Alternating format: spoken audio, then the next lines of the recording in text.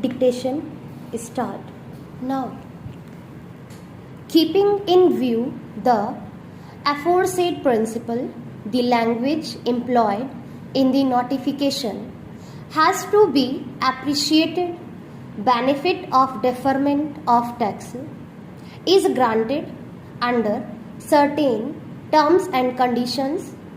One of the terms and conditions pertains to repayment of deferment of tax amount by the industrial unit.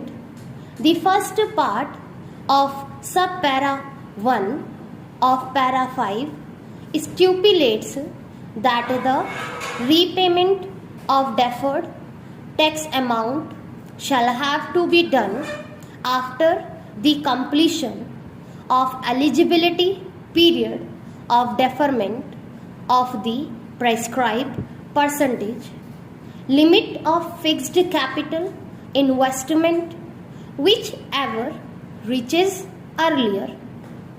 In the case at hand, the period of exemption has been converted to period of deferment of tax. There is no dispute that the SSC has availed the exemption for a period of 6 years and he is entitled to deferment of tax for the rest of the period which commenced in 2006.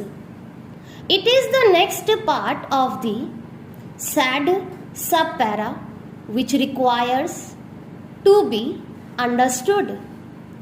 The notification lays a clear postulate that repayment of total deferred amount shall have to be done in 10 equal 6 monthly installments in such a manner so as to be completed within 13 years from the date of start of deferment.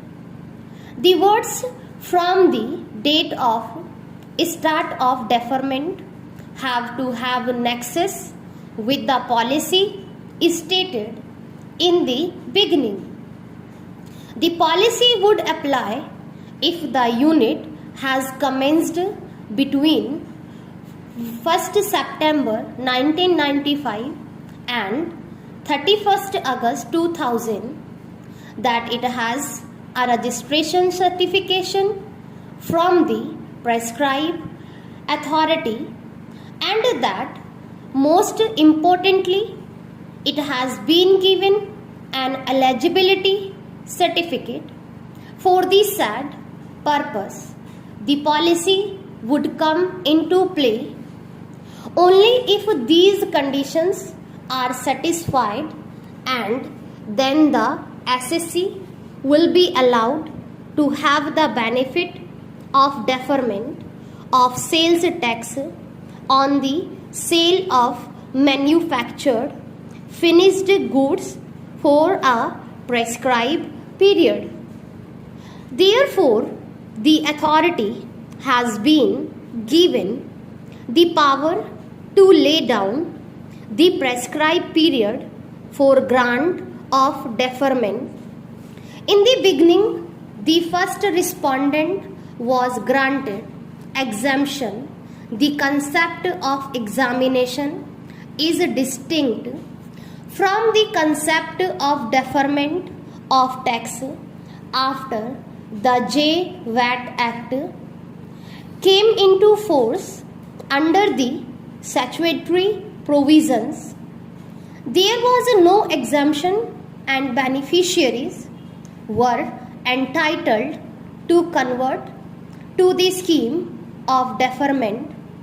The period remains intact, that is 8 years. The repayment has to be done in equal 6 monthly installments, and that period is 5 years. The repayment commences after completion of eligibility period of deferment or the prescribed percentage limit of fixed capital investment, whichever is earlier, the prescribed authority can grant an eligibility certificate, but he has to keep in view the terms and conditions stipulated in the notification. The said authority cannot travel beyond the situations of the notification. The language employed in the notification conveys that the grant of certificate has to be such that after expiration of the eligibility period, the amount has to be paid back within a span of 5 years, but the gap cannot exceed 13 years from the date of start of deferment. The postulate enshrined there has to be appositely appreciated.